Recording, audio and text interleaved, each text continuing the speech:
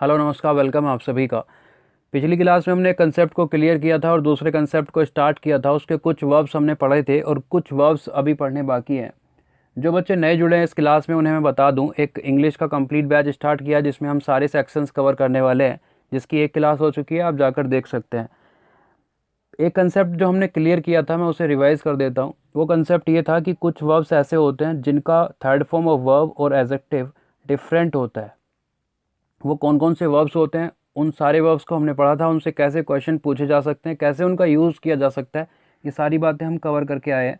दूसरा कंसेप्ट हमने स्टार्ट किया था कन्फ्यूजिंग वर्ब्स का, कि कुछ वर्ब्स ऐसे हैं जो हमें कन्फ्यूज़ करते हैं, जिनका सेकंड फॉर्म थर्ड फॉर्म दूसरे वर्ब के फर्स्ट फॉर्म और सेकंड फॉर्म से मिलता जुलता होता है। उन्हें कैसे हमें पढ़ना है, कैसे उनका यूज़ किया जा सकता है, उन सारी चीज़ों को हम समझ रहे हैं। कुछ वर्ब्स हम पढ़ चुके हैं, कुछ अभी पढ़ने बाकी हैं, तो उसी को आगे हम कंटिन्यू करते हैं। आज का पहला वर्ब आपके सामने लिखा है लूज एंड लूज। प्रोनाउंसिएशन को आप ध्यान से समझो। इसका प्रोनाउंसिएशन LUZ से बनेगा लूज, एंड इसका प्रोनाउंसिएशन LUS से बनेगा loose. This is lose and this is loose. बात क्लियर है। लूज का मतलब होता है खोना, किसी चीज़ का खोना। हमारे पास कोई चीज़ है, उसे हमने खोया, दैन लूज, नॉट लूज।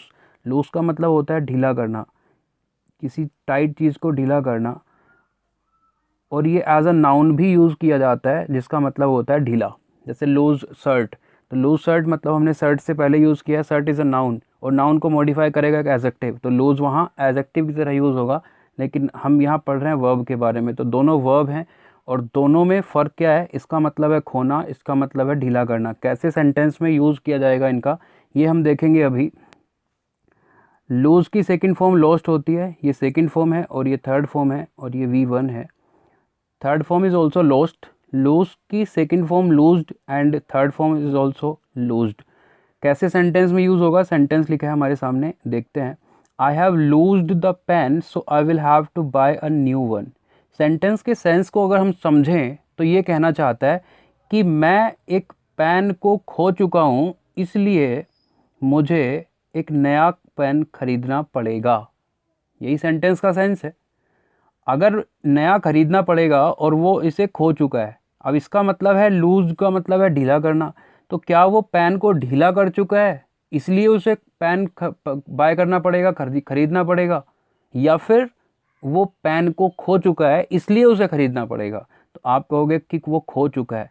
और हैव के साथ हम जानते हैं V3 का यूज़ होगा, और खोने के लिए हम लूज का यूज़ करते हैं, जिसका थर्ड फॉर्म होता है लॉस्ट। दैन लूज्ड यहाँ नहीं हो सकता है, यहाँ लॉस्ट का यूज़ किया जाएगा।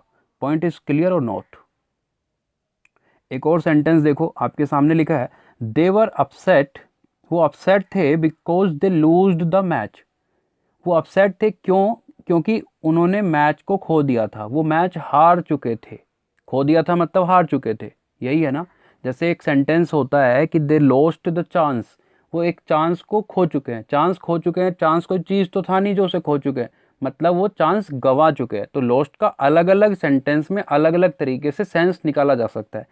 तो सेम यहाँ है, मैच को खोना मतलब मैच हारना। तो यहाँ लूज्ड की बात हो रही है, मैच हारने की बात हो रही है। और अगर मैच हारने की बात हुई है तो ये लूज होना चाहिए, जिसकी सेकंड फॉर्म का यूज़ होगा। तो यहाँ क्या यूज़ होगा? They lost the match. Point clear है? नेक्स्ट सेंटेंस देखते हैं। This shirt is very tight. Shirt बहुत टाइट है। आई शुड, कोमा लिखा हुआ है यहाँ। अब यहाँ सो का यूज़ भी कर सकते हो, देयरफॉर का यूज़ भी किया जा सकता है। I should lost it to wear. इसे पहनने के लिए मुझे खोना पड़ेगा और ढीला करना पड़ेगा। जब शर्ट टाइट है, सेंटेंस के सेंस में लिखा हुआ है, तो इसे ढीला करना पड़ेगा पहनने के लिए, इसे खोना पड़ेगा, ढीला करना पड़ेगा। और शुड हम जानते हैं एक मॉडल वर्ब है। मॉडल वर्ब के साथ ऑलवेज हम V1 का यूज़ करते हैं। तो यहाँ V1 क्या आना चाहिए? यहाँ लूज होना चाहिए, मतलब LOOSE का यूज़ होना चाहिए। जैसे एक सेंटेंस लिखा है छोटा सा आपके सामने, दिस शर्ट इज लूज। अभी इस लूज ने किसके बारे में बताया? ये किसकी क्वालिटी को बता रहा है? ये किसके बारे में इंफॉर्मेशन दे रहा है? इस शर्ट के बारे में। और ये शर्ट क्या है बच्चे? शर्ट नाउन है। नाउन के बारे में इंफॉर्मेशन कौन दे सकता है? एक एडजेक्टिव। तो यहाँ लूज किसकी तरह यूज हुआ है? एडजेक्टिव की तरह। तो लूज एंड लूज में फ़र्क क्लियर हुआ, कैसे सेंटेंस में यूज़ किए जा सकते हैं, ये बात क्लियर हुई। बेसिक सी जानकारी थी, आगे बढ़ते हैं। ये बहुत इम्पोर्टेंट वर्ब है जो हमें परेशान करता है, जिससे प्रीवियस ईयर में भी क्वेश्चन पूछे जा चुके हैं। एक वर्ब हमारे पास है फाइंड एंड दूसरा वर्ब हमारे पास फाउंड। फाइंड का मतलब होता है पाना एंड फाउंड का मतलब होता है इस्टेब्लिशमेंट, इस्टेब्लिश करना, किसी चीज़ को स्थापित करना या स्थापना करना, हिंदी में अगर हम बात करें। इसकी सेकंड फॉर्म है found and third form is also found. Found यहाँ सेकंड फॉर्म में लिखा हुआ है, यहाँ थर्ड फॉर्म में लिखा हुआ है, यहाँ V1 में लिखा हुआ है। ये बात याद रखेंगे, सेकंड फॉर्म जब होगी, पास्ट जब होगा या परफेक्ट जब बन रहा होगा और फाउंड लिखा होगा तो समझ में आएगा कि ये फाइंड का सेकंड फॉर्म और थर्ड फॉर्म है। लेकिन जब हम प्रेजेंट इंडेफिनिट की बात कर रहे होंगे तो फाउंड अगर वहाँ लिखा होगा तो ये समझ में आएगा कि इसका मतलब है स्थापना करना। कैसे, अभी मैं एग्जाम्पल से आपको समझाने वाला हूँ।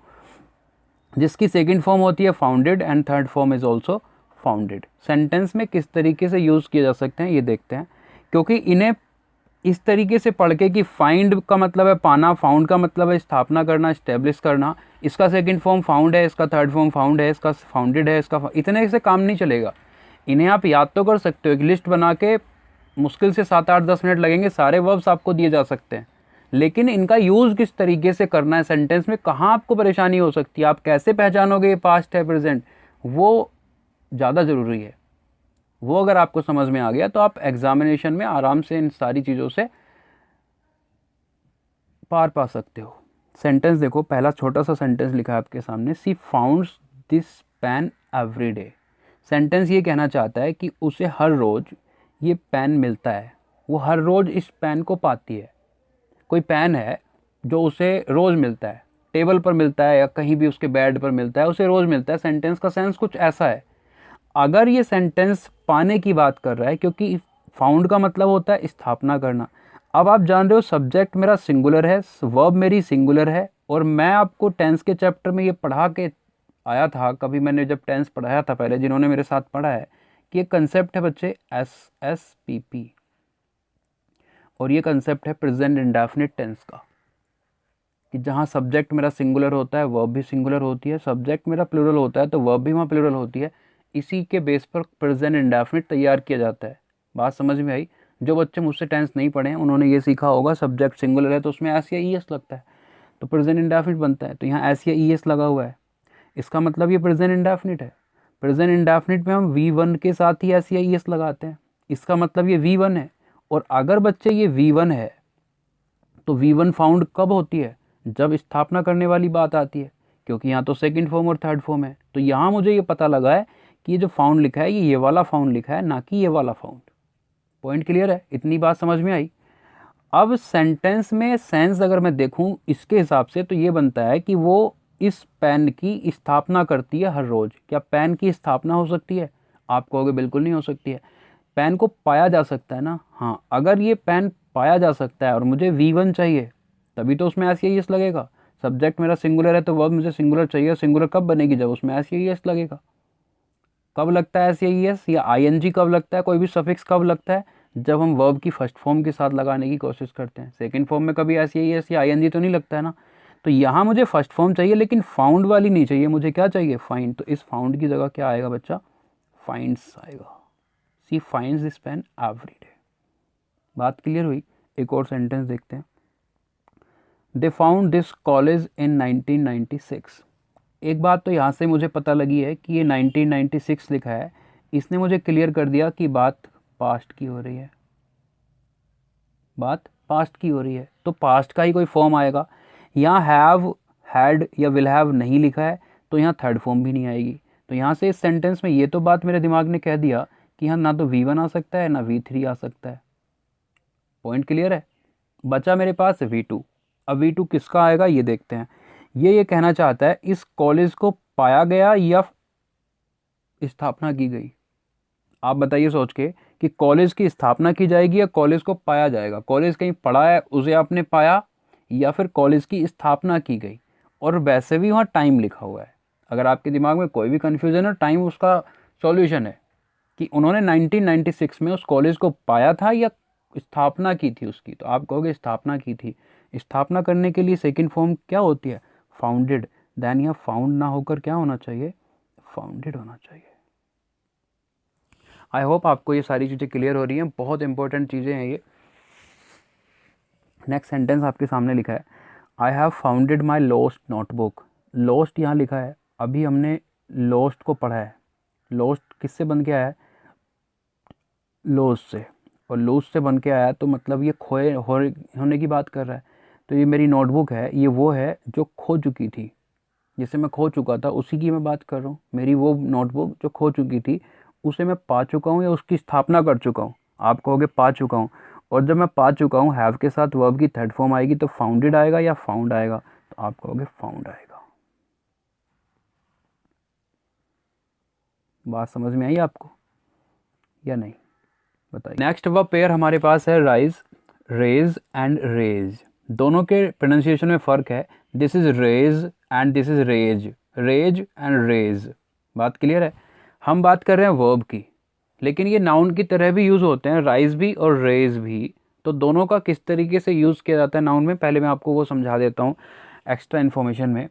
जब किसी चीज़ के बेस से लेकर ऊपर की तरफ इंक्रीज़ होता है कोई भी चीज़, जैसे पेट्रोल का प्राइस है, उसका एक बेस है, हम जानते हैं कि वो 50-60 के आसपास बिकता है, लेकिन वो वहाँ से धीरे धीरे बढ़ रहा है।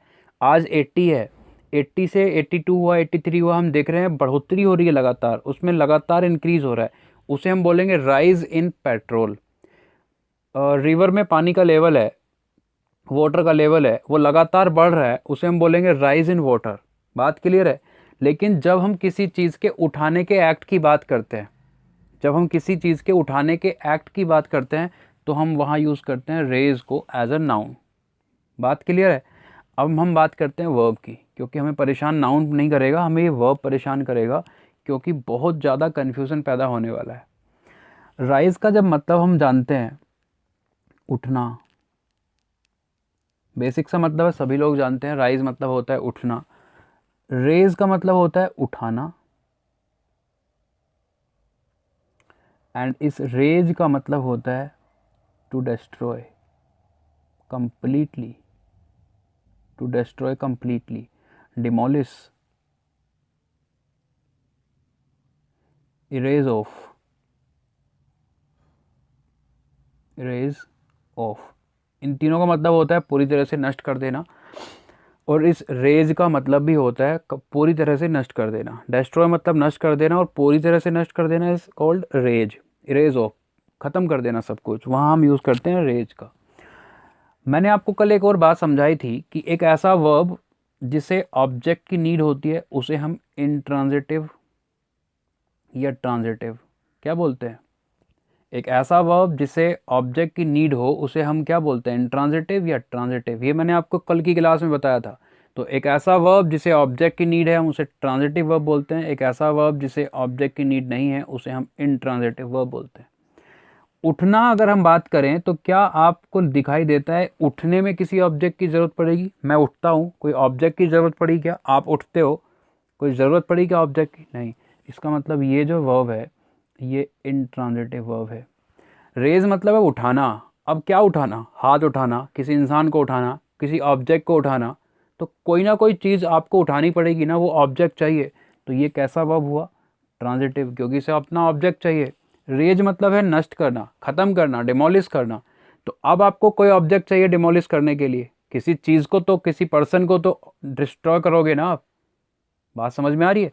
तो रेज अपने आप में फिर से ये कैसा वर्ब है? Transitive verb.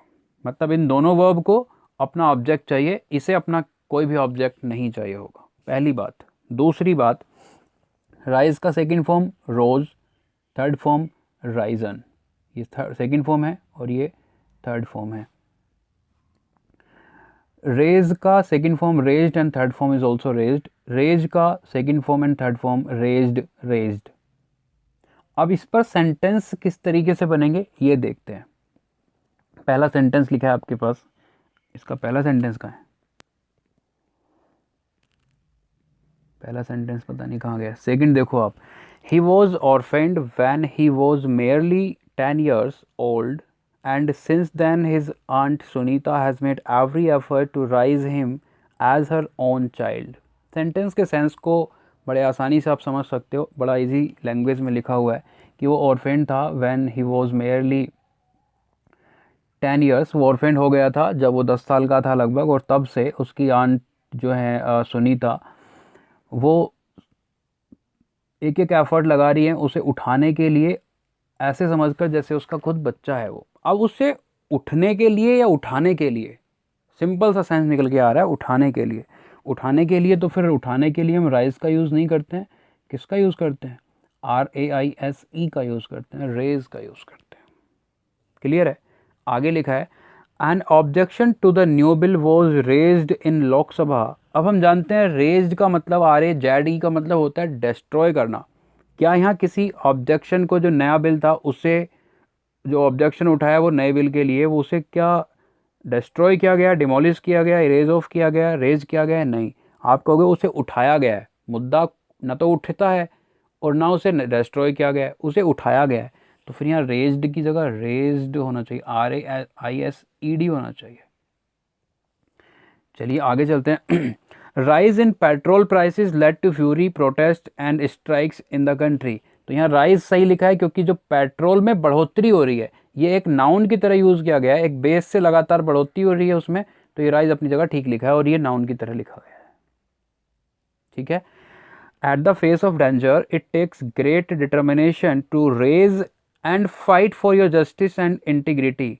सेंटेंस ये कहना चाहता है कि जब खतरनाक वाली स्थिति आती है, एक ऐसी सिचुएशन आती है, एक ऐसा फेज़ आता है जहाँ खतरा होता है, डेंजर होता है, इट टेक्स ग्रेट डिटर्मिनेशन, तब ज़रूरत पड़ती है बहुत महान एक अच्छे डिटर्मिनेशन की, टू रेज उठाने के लिए, and fight for your justice, क्या उठाने के लिए?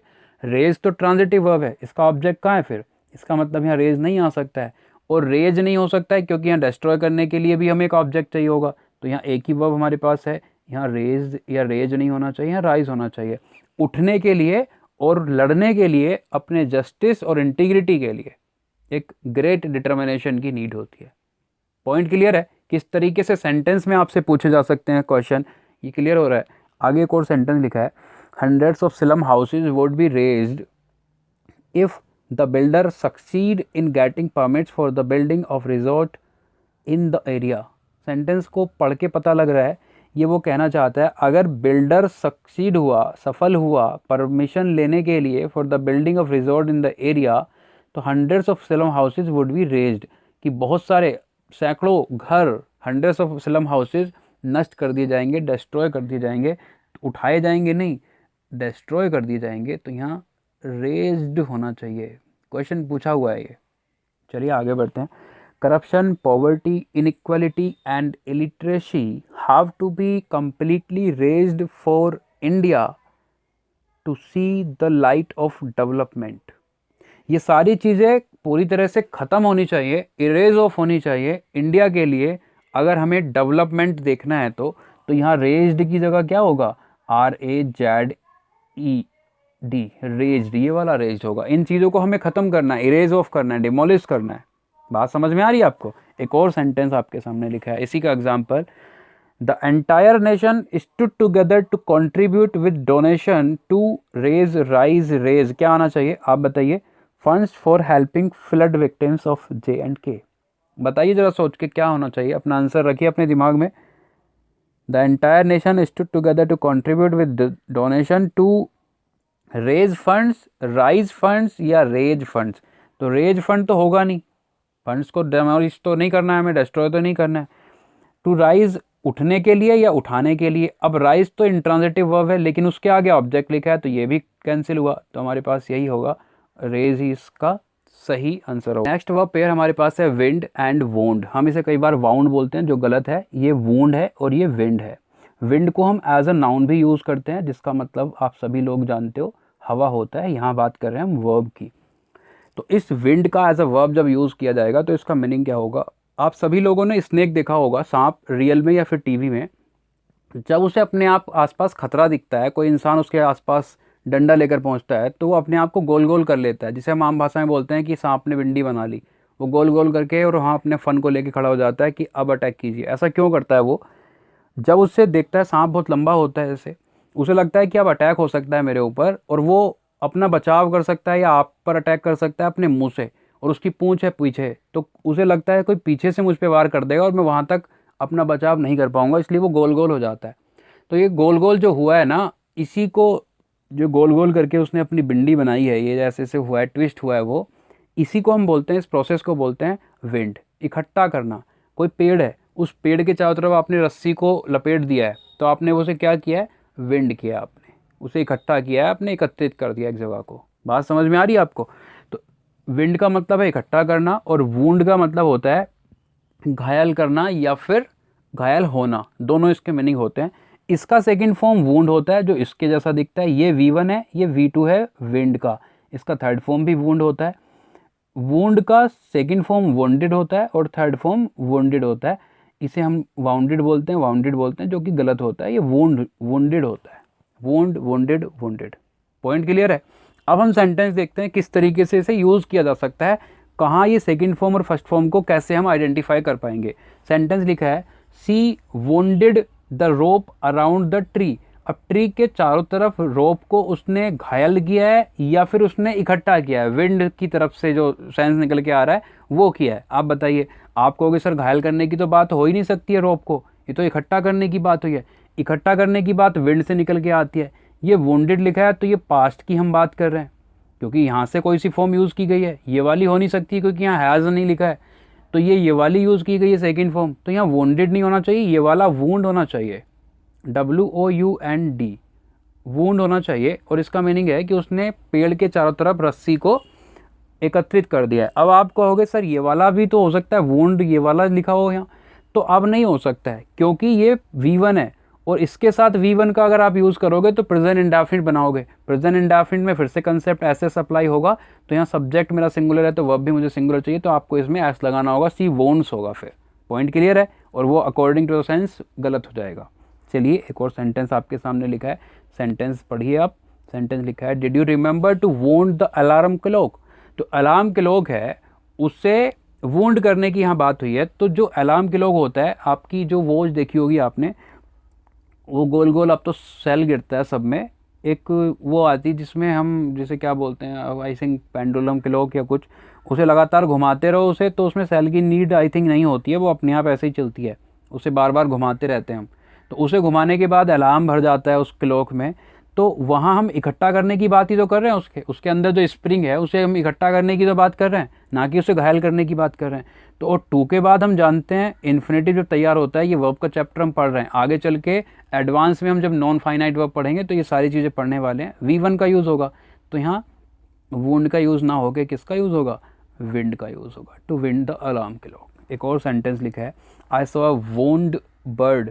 अब ये बर्ड लिखा है, आप जानते हो बर्ड एक नाउन है, नाउन से पहले जो भी लिखा है वो एडजेक्टिव चाहिए। एडजेक्टिव कब बनता है, जब हम वर्ब की थर्ड फॉर्म का यूज़ करते हैं। और हमने इकट्ठा हुआ हुआ बर्ड देखा या घायल देखा, तो इकट्ठा तो हो ही नहीं सकता कोई बर्ड, अपने आप में कैसे इकट्ठा हो सकता है, सांप हो सकता है एक बार को, लेकिन कोई बर्ड नहीं हो सकता है। तो यहाँ वोंडेड होगा क्योंकि हमें ये थर्ड फॉर्म चाहिए होगी। नेक्स्ट वर्ब पेयर हमारे पास है फ्लाई एंड फ्लो। फ्लाई का मतलब होता है उड़ना या उड़ाना, दोनों इसके मीनिंग होते हैं, उड़ना या फिर उड़ाना।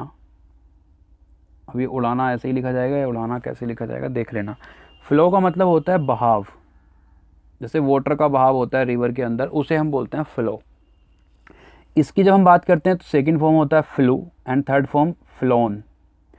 इसकी जब हम बात करते हैं, इसका सेकंड फॉर्म फ्लोड है and third form is also flowed. कैसे सेंटेंस में यूज़ किए जाएंगे देखिए, सेंटेंस लिखा है एक आपके सामने, a flock of birds has just flown over us.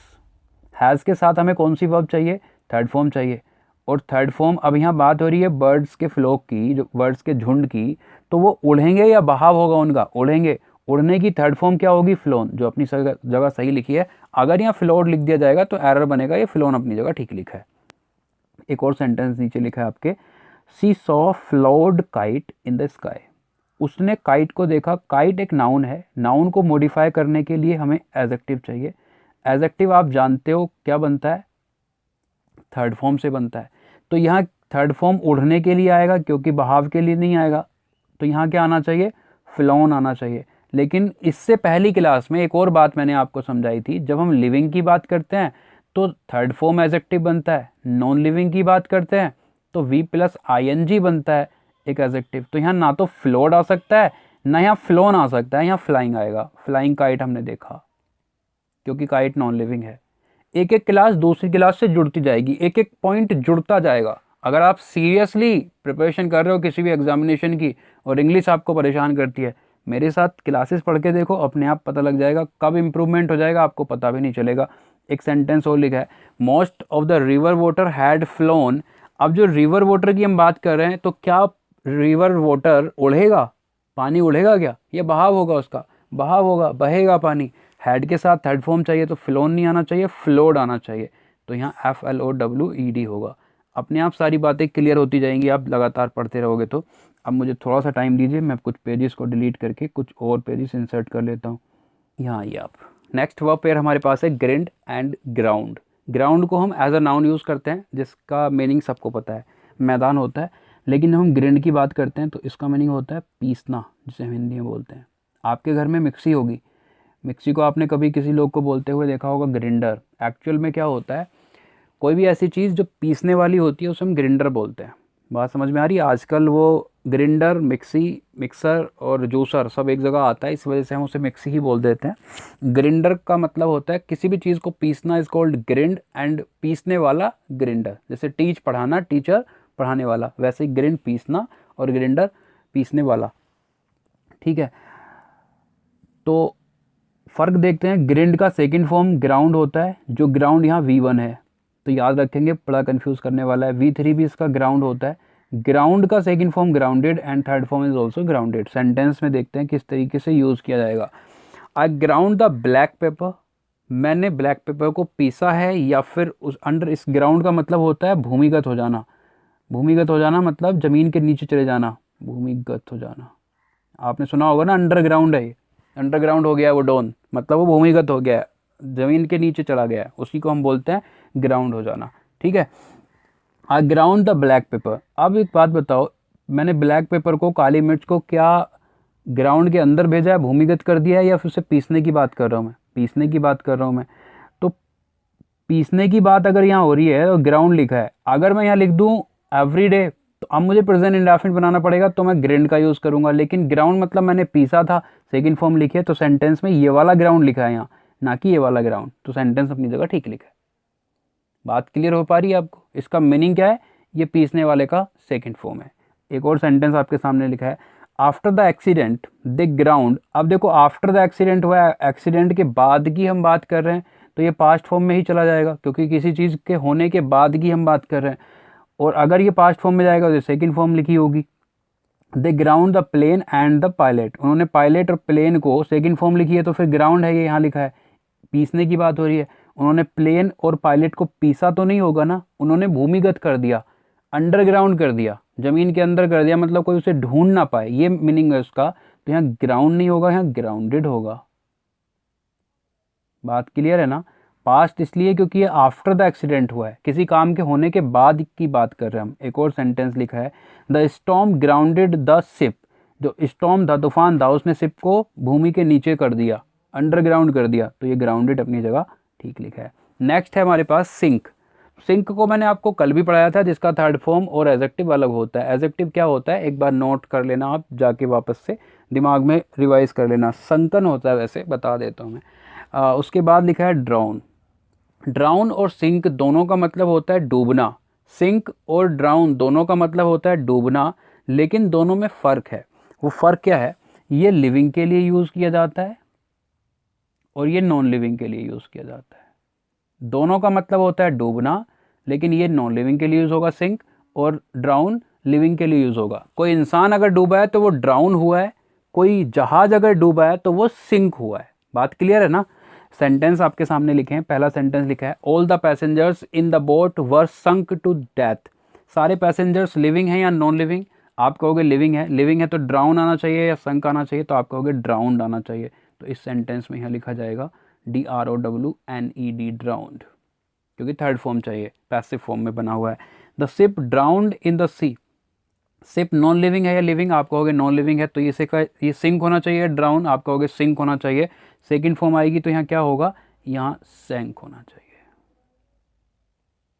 My heart non living है या लिविंग? आप कहोगे नॉन लिविंग है। अब ये मत कहना कि सांस तो यहीं से आती है, आई थिंक पंप कर, नहीं नहीं, ऐसा नहीं लगाना है आपको।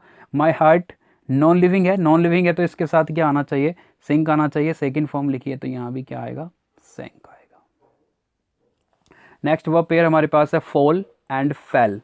फॉल का मतलब होता है बच्चा गिरना, और गिरना होगा तो अपने आप गिरेंगे, तो ये इंट्रांजिटिव वर्ब हुआ, मतलब इसे किसी भी ऑब्जेक्ट की नीड नहीं होगी। फेल मतलब होता है गिराना, फर्क समझना।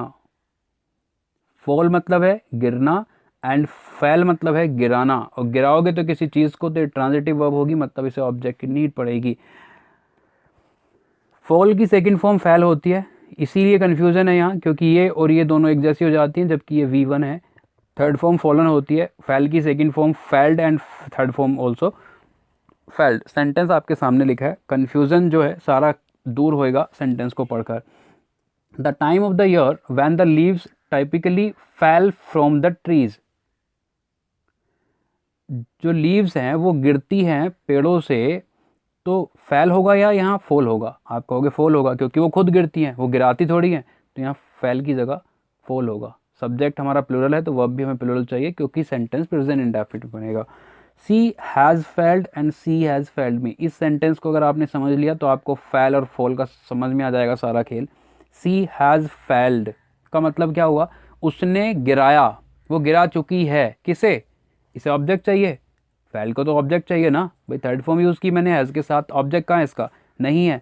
इसका मतलब सेंटेंस में ऑब्जेक्ट नहीं है, तो ये इंट्रांजिटिव वर्ब होना चाहिए, इंट्रांजिटिव होना चाहिए, तो वो गिर चुकी है, तो यहाँ फॉलन होगा। सी हैज़ फॉलन, वो गिर चुकी है। सी हैज़ फेल्ड मी, यहाँ ऑब्जेक्ट लिखा है, वो मुझे गिरा चुकी है, वो मुझे गिर चुकी है नहीं, वो मुझे गिरा चुकी है। ऑब्जेक्ट अवेलेबल है तो यहाँ ट्रांजिटिव वर्ब होगा, यहाँ फेल्ड अपनी जगह ठीक लिखा है। मैं एक बार फिर से समझाता हूँ, यहाँ ऑब्जेक्ट नहीं था तो हमने यूज़ किया इंट्रांजिटिव वर्ब को, यहाँ ऑब्जेक्ट था तो हमने यूज़ किया ट्रांजिटिव वर्ब फेल के थर्ड फॉर्म को। एक और सेंटेंस लिखा है, she felled into the pond last Sunday. वो गिरी है पॉन्ड में, उसने गिराया नहीं, ऑब्जेक्ट नहीं है, वो गिरी है वो, तो एफ, सॉरी फॉर दैट, तो यहाँ FELL होगा फेल। और ये फेल ये वाला नहीं है, ये फेल ये वाला है, क्योंकि यहाँ फेल्ड लिखा है, लास्ट संडे भी लिखा है, बात पास्ट की हो रही है, तो सेकंड फॉर्म चाहिए पास्ट इंडेफिनिट बनाने के लिए, जो कि ये फेल होगा। क्लियर है? आगे चलते हैं गाइज। आज के लिए ये वर्ब्स हमने इतनी पढ़ी हैं, अभी कुछ और भी वर्ब्स ऐसी हैं, मैं लगातार आपके ऊपर बर्डन नहीं डालना चाहता, क्योंकि कन्फ्यूजिंग वर्ब्स हम पढ़ रहे हैं, तो जब लगातार बहुत सारे एक साथ पढ़ लोगे आप तो अपने आप ही कन्फ्यूज़ हो जाओगे। इनका यूज़ कैसे हो रहा है मैं आपको ये भी समझा रहा हूँ लगातार। आज मैं कुछ वोकैब आपको बता देता हूँ, खासकर 2-3 ही सेंटेंस हैं ऐसे जो किसी बच्चे ने मुझे सेंड किए थे, तो मैंने सोचा आपको मैं बता देता हूँ। ये सुबह की ही बात है, मुझे किसी ने सेंड किए। पहला है हमारे पास एक ईडियम, इन द बारगेन, जिसका मीनिंग होता है during the activity of any work, किसी भी काम के प्रक्रिया के दौरान, उसे हम बोलते हैं इन द बारगेन।